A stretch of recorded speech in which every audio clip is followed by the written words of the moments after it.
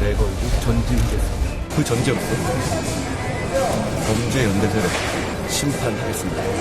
2조 세력 심판하겠습니다. 정치개혁, 민생개혁, 2조 세력의 2조 심판 위해서 저희에게 힘을 모아주시기 바랍니다.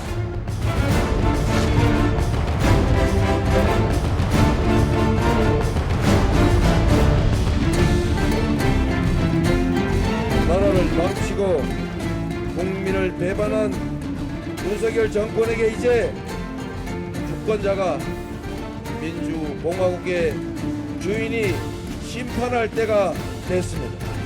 윤석열 정권 심판은 대한민국 정상화와 민생 재건의 출발점입니다.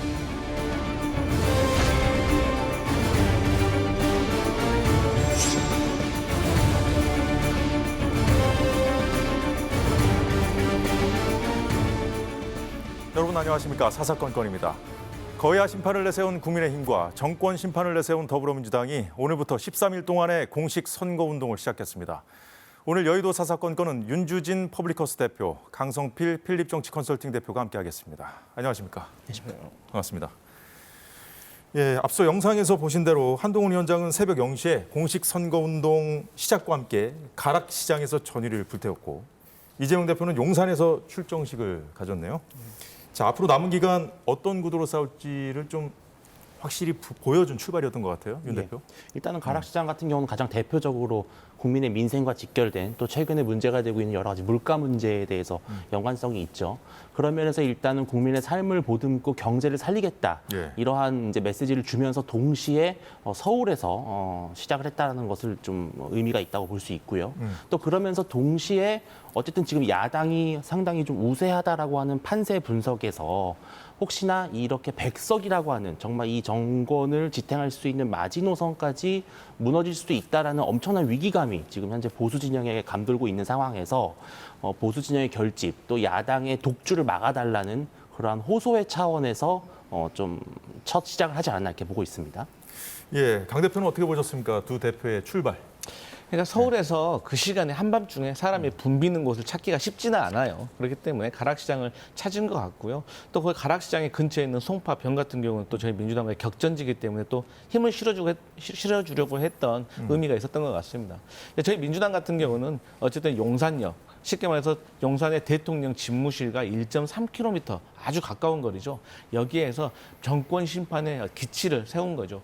또 지난 선거에서 서울에서 국민의힘이 8석을 수성을 했는데 그중에 한 석이 용산이었습니다. 근데 용산에서 저희 민주당과 국민의힘 후보가 아주 근소한 차로 저희가 패배를 했기 때문에 대통령을 심판하고 또 용산을 다시 찾아오겠다는 어떤 의미와 상징성을 부여했다 이렇게 볼 수 있겠습니다.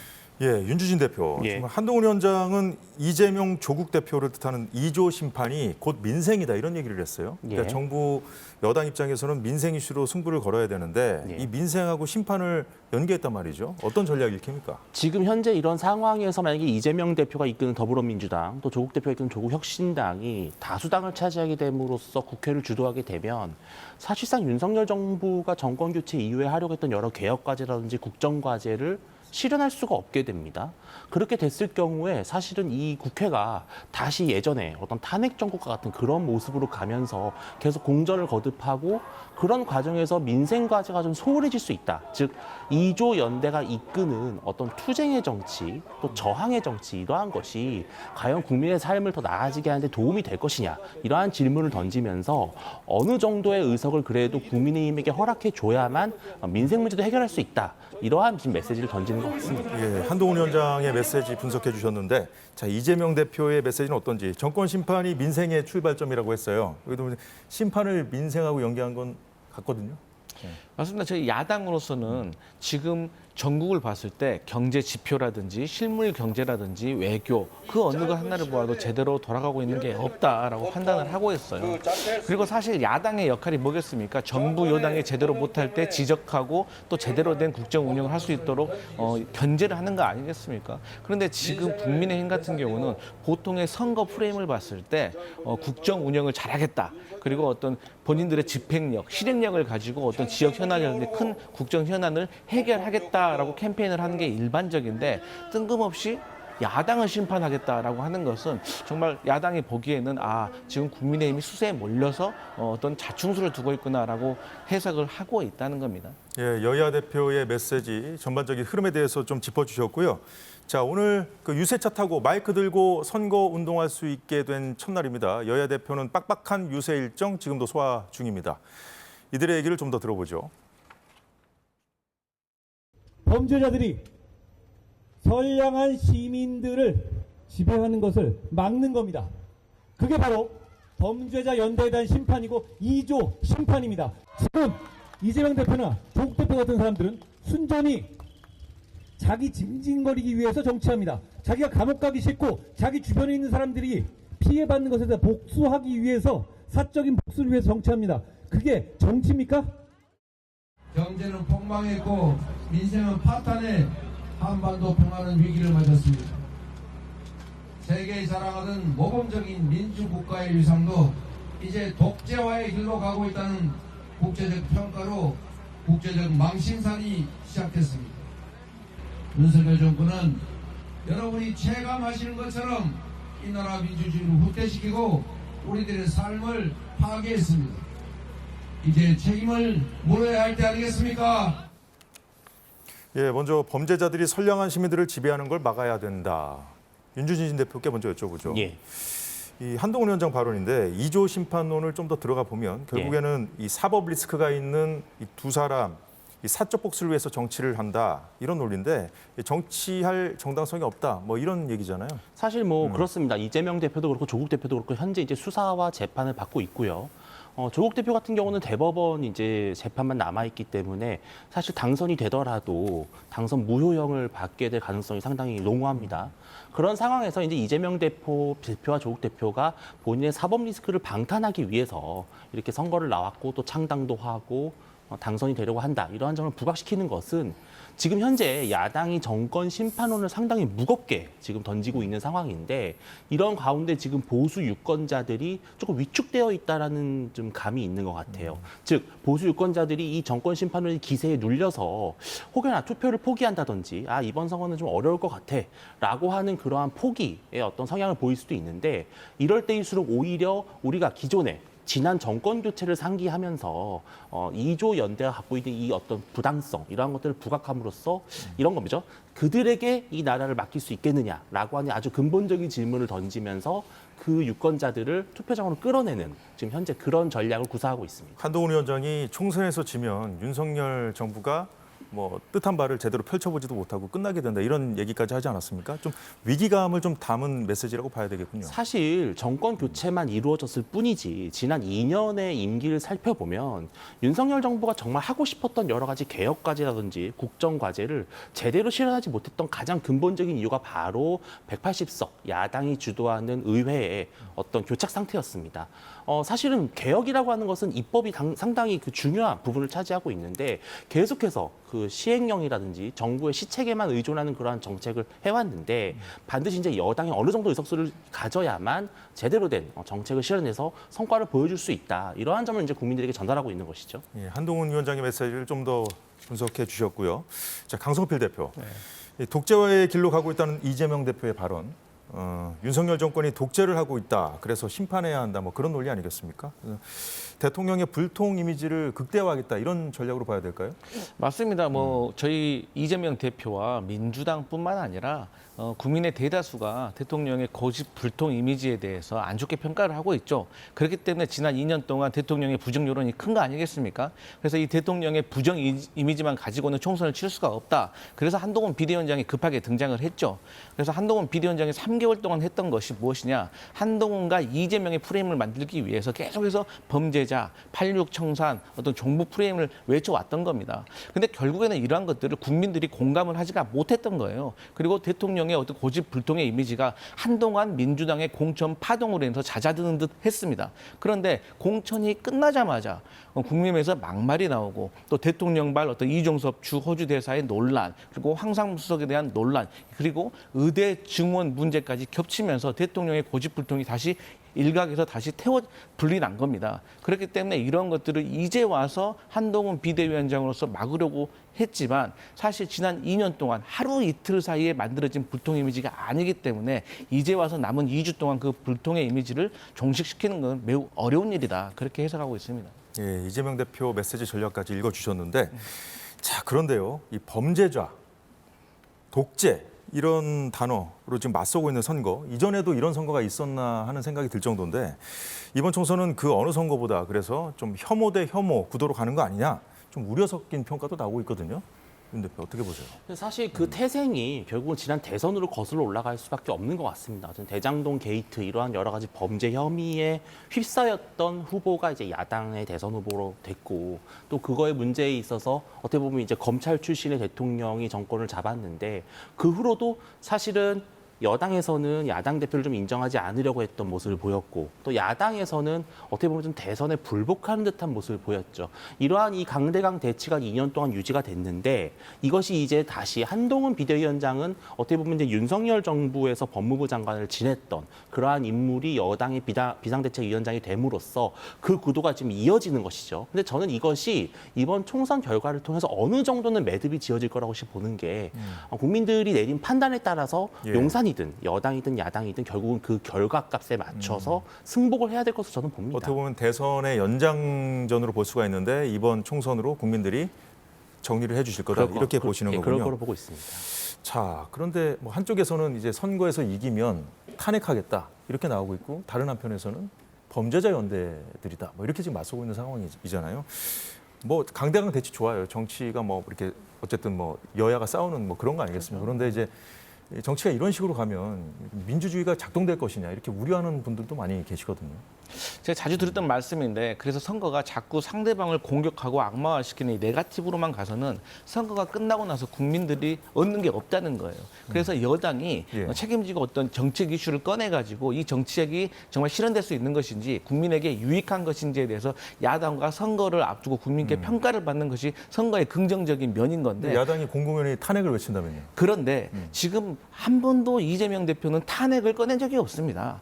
하지만 선거를 앞두고 야당 대표로서 대통령을 향해서 강한 메시지를 낼 수는 있는 거겠죠. 그 정도는 야당으로서 충분히 할 수 있다고 봅니다. 뭐 물론 조국 혁신당 같은 경우는 탄핵을 공공연히 외치긴 하지만 저희 그 민주당과 조국 혁신당은 분명히 다른 정당이라는 걸 말씀드리고요. 저는 그렇습니다. 국민들이 어쨌든 지난 2년 동안 평가를 하신 거예요. 그러다가 지난 3개월 동안 한동훈 비대위원장이 등장을 해서 조금 보수 정권에 대해서 다시 한번 기회를 주실 거라고 고민도 했다고 봅니다. 하지만 지금은 안 되겠구나, 심판을 해야겠다라고 마음을 드신 것 같고 이제는 회초리를 들 것이냐 몽둥이를 들 것이냐 그 고민을 하고 있다고 보는 거예요. 그런데 저희 민주당은 지금 요즘 뭐 탄핵을 하려면 뭐 200석이 필요하다라고 저희가 프레임을 걸고 있다고 하는데 전혀 그렇지가 않습니다. 저희는 국민께서 회초리를 들었으면 아마도 저희에게 일당을 주실 것 같고 몽둥이를 주시면 아마 과반 정도만 주시지 그 이상은 어렵고 또 탄핵이 중요한 게 아니라 저희는 법안을 통과를 시켰을 때 대통령께서 거부권을 행사하시면 재표결로 의해서 다시 법안을 통과시키고자 하는 것이지 탄핵은 국민께서 하는 것이다. 이런 말씀 드리겠습니다. 저는 이 부분에 대해서 조금 더 첨언하고 싶은 것이 물론 이재명 대표가 직접 탄핵 두 글자를 입에 올리지는 않았겠죠. 그런데 뭐 중도 해제할 수 있다. 또 과거에 박근혜 전 대통령의 탄핵 사례를 명시적으로 언급한 것은 결과적으로는 200석 이상의 어떤 의석을 우리가 가졌을 때는 탄핵까지 갈 수 있다는 걸 국민들에게 말하고 있는 것은 사실이 아닌가 싶습니다. 예, 남은 2주 동안 국민들께서 고민하신 다음에 어떤 결정을 내리실지 좀 잘 지켜봐야겠습니다. 조국 혁신당의 메시지도 갈수록 선명해지고 있죠. 조국 대표 총선 이후에 자신들이 윤석열 정권을 더 위기에 빠뜨릴 거라며 윤 대통령은 세월호 사건 이후 박 대통령처럼 대드덕이 될 거라고 했습니다. 한동훈 위원장을 향해서도 총선 이후에 국회의원이 될 것도 아니니 지금 해야 할 일은 선거운동이 아닌 수사받을 준비라고 했습니다. 자, 이에 인요한 국민의 미래 선대위원장은 국민이 뽑은 대통령을 끌어내리겠다는 건 무정부주의자적 주장이고 반민주주의적 발상이라면서 국민은 이것을 심판할 거라고 반론을 폈습니다. 뭐 사실상 탄핵을 공약으로 내걸고 이제 창당을 한 정당이다 보니까 놀라운 내용은 아닌데 지금 윤 대통령은 물론 한동훈 위원장까지 지금 겨냥하고 있지 않습니까? 이 메시지 어떻게 봐야 될까요? 윤 대표 말씀해 주시죠. 제가 봤을 땐 조국 대표는 본인의 자녀가 받았던 어떤 그 수사와 관련해서 상당히 좀 원한이 맺혀 있는 것 같아요. 그래서 계속해서 지금 한동훈 비대위원장의 어떤 똑같은 문제를 끄집어내면서 계속 그 희석을 시키고 있는 것인데요. 이것은 무엇이냐면 어쨌든 조국 대표로서는 본인의 어떤 입시 비리 이러한 문제들이 연관되어 있다 보니까 아킬레스건이죠. 이것을 프레임 대 프레임으로 덮으려고 한동훈 비대위원장까지 그 어떤 정치 보복과 수사의 대상으로 삼으면서 되게 거칠게 공세를 하고 있는데요. 예. 근데 저는 이뇨한 위원장의 지적이 좀 맞다고 보는 것이 과연 국민들이 윤석열 정부를 어느 정도 견제하고 감시하는 것까지는 많은 국민들이 공감을 할 수가 있습니다. 그런데 정말 지난 2016년, 2017년 당시로 다시 돌아가서 대한민국 대통령이 탄핵을 당하는 그러한 불행이 대한민국에서 반복되기를 정말 국민들이 바랄까? 그런 측면에서는 이뇨한 위원장이 말한 것처럼 너무 심했다. 즉 역풍각이 보일 수 있다. 저는 이렇게 예상하고 있습니다. 뭐 역풍을 받을 수 있다 이런 말씀해 주셨는데 강 대표는 어떻게 보십니까? 지금 조국 대표도 본인이 뭐 죄가 없다고 얘기하는 건 아니에요. 그러니까 맞습니다. 나를 탈탈 털었으니 뭐 당신들도 당해봐라. 쉽게 정리하면 뭐 이런 논리거든요. 네. 네. 그러니까 이런 말이 있더라고요. 잃을 게 없는 사람과는 싸우지 말아라. 그러니까 조국 대표에 대해서 지지하시는 분들이 조국 대표에게 측은지심이 있는 거예요. 그러니까 어떤 측은지심이냐? 조국 대표가 말씀하신 것처럼 유죄가 없다는 건 아닙니다. 일부 있다는 건 다 알고 있는데 여기에 대해서 윤석열 대통령이나 한동훈 비대위원장이나 그렇게 똑같이 적용을 했을 때 과연 꽤 자유로울 수가 있겠느냐에 대해서 지적을 하고 있고 또 이러한 조국 그 대표의 마음에 어떤 공감을 하고 있는 거예요. 그런데 정당이라는 것이요. 어쨌든 선거를 앞두고는 지지자를 모으고 지지자를 결집시키기 위해서 강한 슬로건을 낼 수는 있죠. 하지만 총선 이후에도 어떤 국정 운영의 동반자로서 야당으로서 어떤 역할을 하지 않고 계속해서 정부를 어떤 망치고 회방 노려고 하는 모습만 보여가지고는 절대 국민들에게 지지받을 수가 없다. 그리고 민주당도 여기에 대해서는 심각하게 고민하고 있다라는 것이고 그다음에 인요한 그 국민의 미래 그 선대위원장 같은 분은 역풍 가능성 얘기했죠. 예. 근데 이제 전 국민의힘의 요즘 메시지의 문제가 뭐냐면 항상 추상적이고 모호합니다.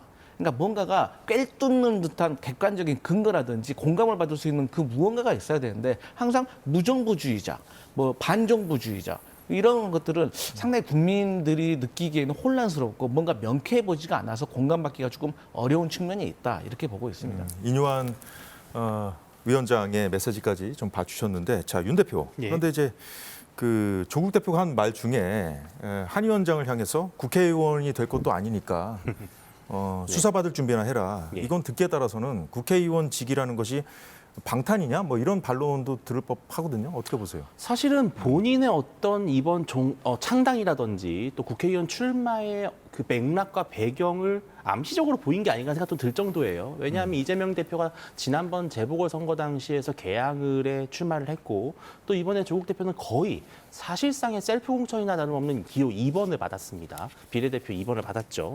그러면 이제 이 두 분은 어쨌든 헌법상 불체포 특권의 그 특권을 누릴 수 있게 된 겁니다. 그런데 한동훈 비대위원장은 아시다시피 총선 출마, 불출마 선언을 했고 다시 자연인 혹은 당원으로 돌아가는데 그 경우에 아무래도 이러한 그 헌법상 불체포 특권이라든지 이런 걸 누릴 수 없으니 더 심하게 수사를 당해봐라 이런 표현이거든요. 그런데 이것은 어쨌든 공당의 대표로서 또 대한민국의 국민의 유권자의 선택을 받겠다는 후보로서 하기에는 너무 국회의원직의 이 무게를 가볍게 여기는 것이 아닌가 하는 아쉬움이 있습니다. 예, 강 대표는 어떻게 보세요? 그러니까 조국 대표가 조금 잘못 알고 있는 것 같아요. 국회의원 돼도요. 잘못이 있으면 조사 받아야 됩니다. 수사도 받아야 되고요. 조사 받아야죠. 예, 또 잘못이 있으면 또 처벌도 받습니다. 뭐 물론 대통령이야 현직 때는 재임 시절에는 뭐 탄핵 그 형사 소추를 받지 않지만 한동훈 비대위원장은 그런 게 아니라는 점을 먼저 알아야 되고요.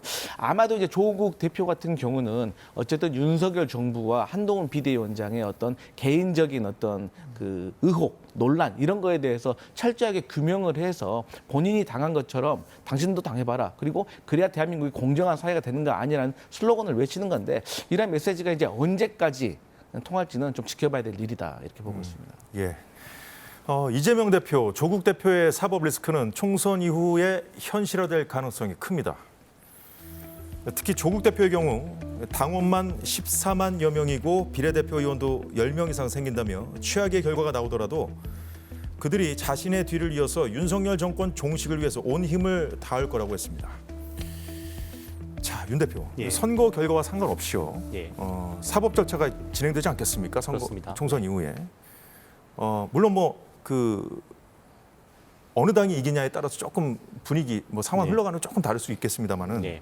전국 혼돈은 불가피할 것 같아요. 어떻게 보십니까? 대한민국은 법치 국가입니다. 당연히 법 질서에 따라서 총선 결과에 관계없이 사법부는 공정한 판단을 내려야 할 의무와 책임이 있죠. 그런 상황에서 지금 조국 대표에게 주어진 대법원 판결은 사실 2심 재판과 같은 결과가 나올 가능성이 높다는 것이 법조계의 거의 두루 의견입니다. 그러한 상황에서 조국 대표가 만약에 당선 무효형을 받아서 의원직을 상실하게 됐을 경우에 물론 법에 따라서 다음 승계하는 그러한 비례대표 의원이 계시겠죠. 하지만 조국 대표가 감옥에 가서 더 이상 정치를 할 수 없는 상황이 됐을 때 과연 조국 혁신당의 정당성은 어디에 있는 것인가? 그 합법성은 어디에 찾을 것인가? 이러한 문제가 있을 때 그 국민들의 어떤 느낄 실망은 저는 있을 거라고 봅니다만 그럼에도 불구하고 조국 혁신당 자체가 어떻게 보면 지금 현재 사법부의 판결에 불복할 가능성이 상당히 높기 때문에 오히려 매우 강도 높은 정치 투쟁을 전개하지 않을까 하는 예. 그러한 우려가 있습니다. 강도 높은 정치 투쟁을 벌일 가능성이 커 보인다. 그래서 의회에서 예를 들어서 계속해서 특검법이라든지 국정조사를 밀어붙인다든지요. 또 사법부로 올가맬 수 있는 여러 가지 탄핵이나 그러한 그런 여러 가지 조치를 통해서 계속해서 사법부와 검찰을 압박하는 그러한 의회 독주가 이어질 가능성이 상당히 높겠죠. 최악의 결과가 나오더라도 이렇게 조국 대표가 이 가정을 하면서 얘기를 한 걸로 봐서는 본인이 이제 구속될 가능성을 좀 염두에 두고는 있는 것 같아요. 예, 강 대표. 그러니까 이제 조국 대표가 말씀하신 것처럼 총선 이후에 감옥에 갈 가능성이 매우 높습니다. 왜냐하면 일부 유죄가 인정이 되어 있고 대부분에서는 양형에 대해서 판단하지 않지 않습니까? 근데 총선 결과가 매우 중요할 것 같습니다. 그러나 총선 결과가 설사 압도적으로 범야권이 이긴다고 하더라도 국민들이 그 조국 대표에 대해서 사법 리스크에 대해서 면피를 해준다? 그런 일은 없을 겁니다. 그러니까 국민들은요, 그냥 윤석열 정권에 대해서 심판을 좀 하고 싶고 회초리를 때리고 싶은데 그 도구로서 조국 대표를 쓴 겁니다. 그뿐인 거지 조국 대표에게 지지를 보냈다고 해서 있던 죄가 없어지고 그런 건 절대 아니라는 것. 또한 총선 이후에 이재명 대표와 조국 대표의 사법 리스크가 또 같이 동시에 수면 위로 오를 수가 있는데 조국 대표의 사법 리스크와 이재명 대표의 사법 리스크는 축구와 야구처럼 전혀 다른 문제입니다. 그러니까 이재명 대표 같은 경우는 어쨌든 본인이 자치단체장 할 때의 어떤 배임의 어떤 혐의에 대해서 부정을 하고 있고 본인이 그것을 객관적으로 재판을 통해서 소명을 할 수 있다고 자신을 하고 있는 거고 조국 대표 같은 경우 이미 유죄 자녀 입시와 관련된 거는 2심 판결까지 판결까지 나온 상태이기 때문에 국민들이 인식하는 것도 다르다. 그래서 총선 이후에 아무리 범야권이 승리를 하더라도 사법 리스크는 별개의 문제다 이렇게 보고 있습니다. 예, 두 분의 의견 잘 들었고요. 자, 이런 상황에서 여권으로 좀 가보죠. 분위기 반전을 노리고 있는 여권은 의정 갈등이 막판 악재가 될까 우려하는 분위기입니다. 안철수 의원은 의대 증원 내후년부터 원점에서 다시 논의하자 이런 제안까지 하기도 했고요. 당이 더 역할을 해야 한다는 윤상현 의원의 주문도 나왔습니다. 네, 이건 윤 대표께 먼저 여쭤볼까요? 예. 현재 대통령실 입장을 보면은 그 2,000명 이거 되돌리기 어렵다 이런 예. 입장이에요 오늘까지. 그러나 이 대통령이 숙고하고 있는 걸로 지금 알려지고 있습니다. 예. 자, 아직 기류 변동은 없는데 여당 논의를 지켜보는 상황이다. 이런 정부 관계자 말도 보도가 되고 있고요. 예. 출구 전략을 찾을 거라고 보십니까?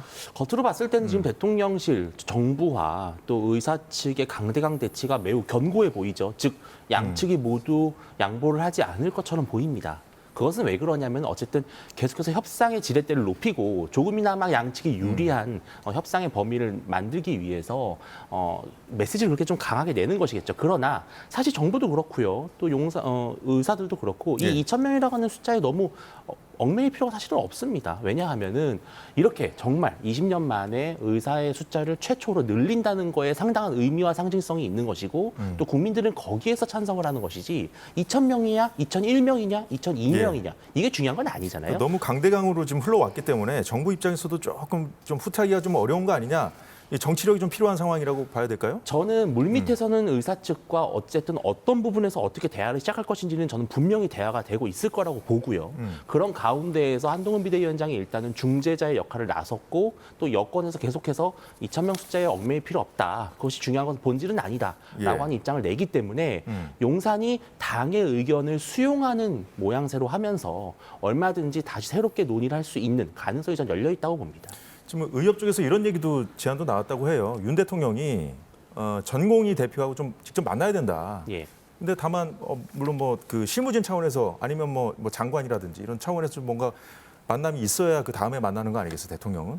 아직까지는 뭐 그런 조금 얘기만 나오는 시기상조죠. 정도인데. 왜냐하면은 대통령이 직접 전공의 대표를 만나면은 그 후에 그 다음 단계의 협상이 어렵습니다. 즉 그렇기 때문에 일단은 장관이라든지 혹은 부총리 그다음에 총리 이런 식으로 해서 점점 올라가면서 예. 어느 정도 해결책을 마련하고 이쯤에서 우리가 이제는 서로 원만하게 합의하자라고 하는 지점이 만들어졌을 때 그때 오히려 대통령이 정말 전공의 대표는 물론 의협 회장과도 좀 좋은 연출을 할 수 있겠죠. 그런데 어떠한 협상 카드가 없는 상태에서 기준선이 없는 상태에서 무턱대고 만나는 것은 오히려 대의를 그르칠 수 있기 때문에 위험할 수 있다. 저도 그렇게 보고 있습니다. 예.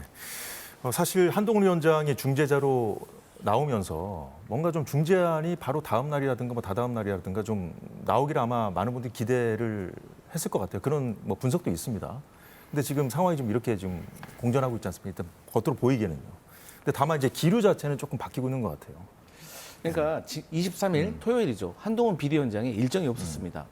그래서 어떤 총선에 대한 전략을 짜고 있나 그렇게 생각을 했었는데 그 다음날 일요일날 전격적으로 의사들을 만나게 된 거죠. 예. 그렇기 때문에 야권이나 어떤 국민들은 한동훈 비대위원장이 쉬는 동안에 대통령실과 좀 조율을 했나 보구나. 그래서 중재안을 가지고 의사들을 만나보구나. 그래서 월요일이면 뭔가 획기적인 어떤 중재가 되려나 보구나 기대를 했던 건 사실입니다. 또 국민의 생명권 지키는 데는 여야가 없지 않겠습니까? 근데 결국에 전위교협 그 입장문 보면은 두 가지밖에 없습니다.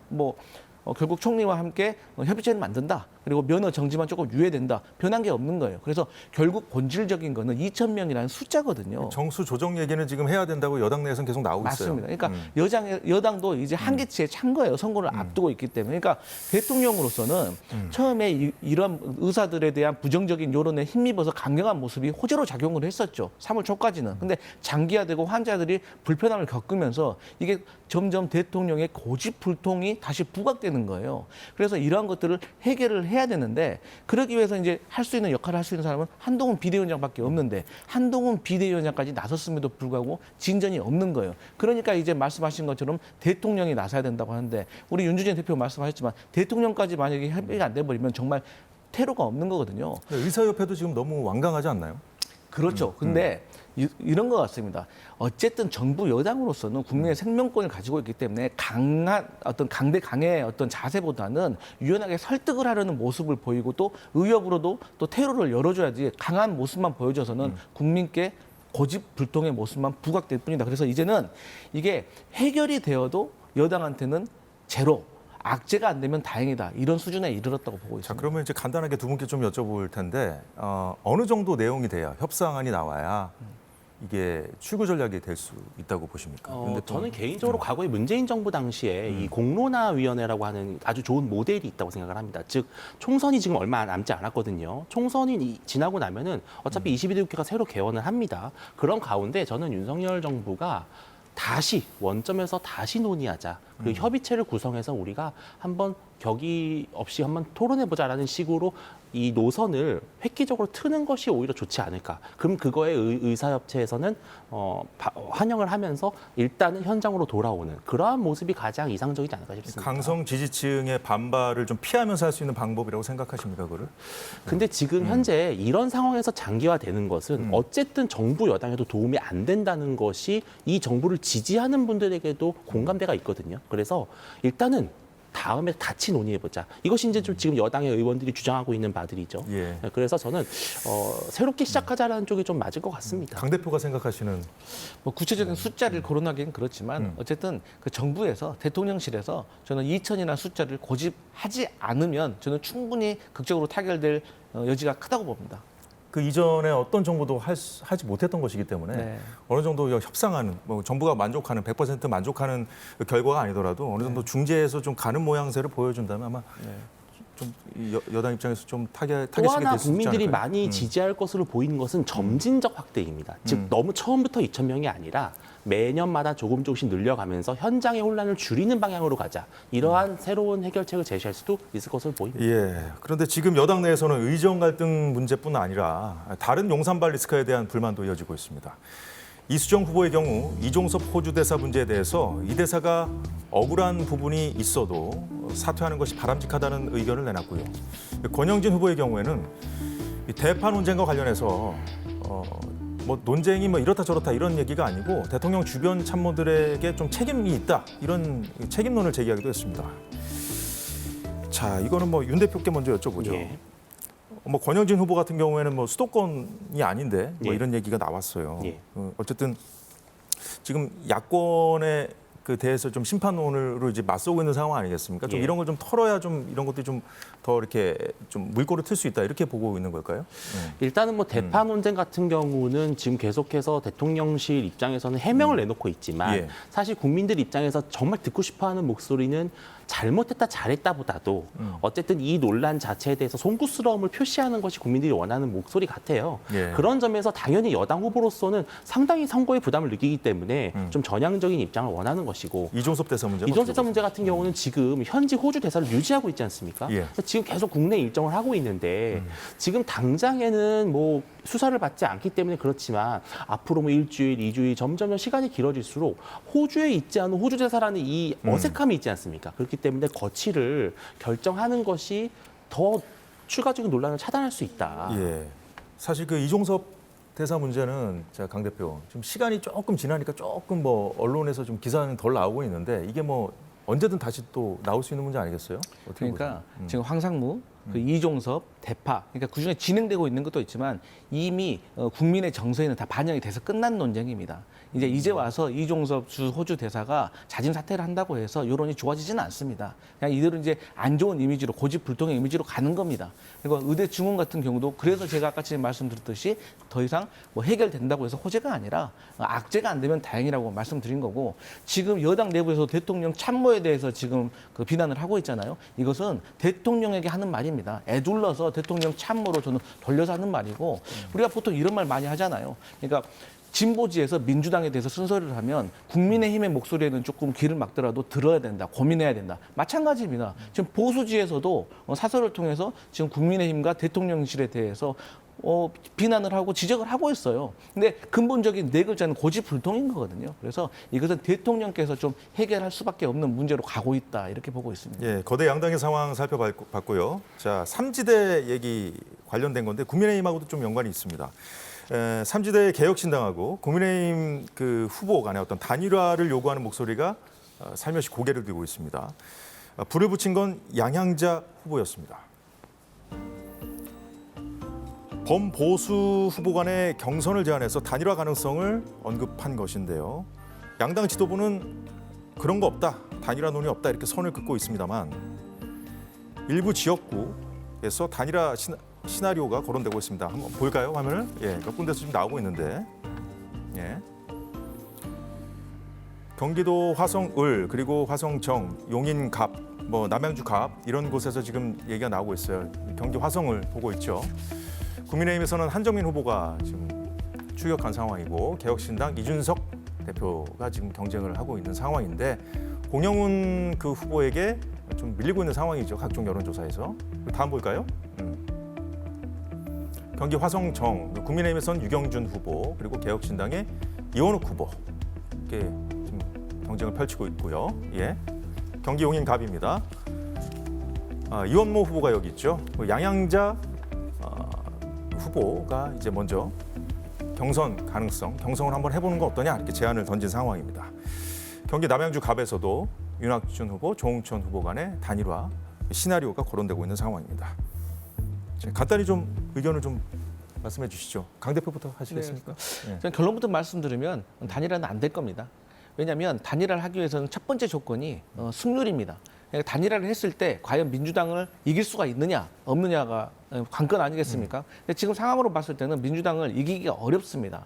그리고 두 번째로는 만약에 승률이 나온다고 하더라도 자중질환이 될 상황이 매우 큽니다. 예를 든다면 이준석 후보를 화성을 해서 이준석 후보와 단일화를 하고 아니면 남양주 갑이라든지 용인 갑에서 뭐 양향자 후보가 대신 포기를 한다든가 이런 조건 하에서 딜이 이루어져야 되는데 양향자 후보 같은 경우도 지금까지 했던 모습을 보면 제가 봤을 때 섣불리 본인이 희생할 분은 아닌 것 같아요. 그렇기 때문에 국민의 힘으로서도 사실 단일화까지 해서 이준석 전 대표를 받아들였는데 선거에도 져버리면 남는 게 없고 오히려 어떤 선거에서 수세에만 몰리는 듯한 그런 느낌이 들고 있기 때문에 어려울 거로 봅니다. 범보수로 보는 것이 맞는가 좀 논란이 있는 부분이기도 한데요. 지금 그렇습니다. 사실 그 수도권에 한 석이라도 더 좀 얻어야 되는 그런 상황에서 나오는 얘기 같아요.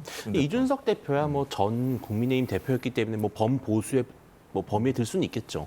근데 양양자 의원이나 이원욱 의원 같은 경우는 사실은 범보수로 보기에는 상당히 좀 이질감이 있거든요. 저는 그러고 이 단일화라고 하는 것은 같은 목표의식이 공유됐을 때 단일화 가능한 것인데 그렇다면 개혁신당과 국민의힘이 더불어민주당을 심판하는 것에 있어서 완벽하게 동일한 그런 의견을 갖고 있느냐? 그것이 아니기 때문에 그래서 이 단일화가 어렵고 또 특히 단일화의 룰 자체를 논의하는 것 또한 매우 험난한 과정입니다. 복잡하죠. 그러기엔 좀 시간이 좀 부족하지 않나 싶습니다.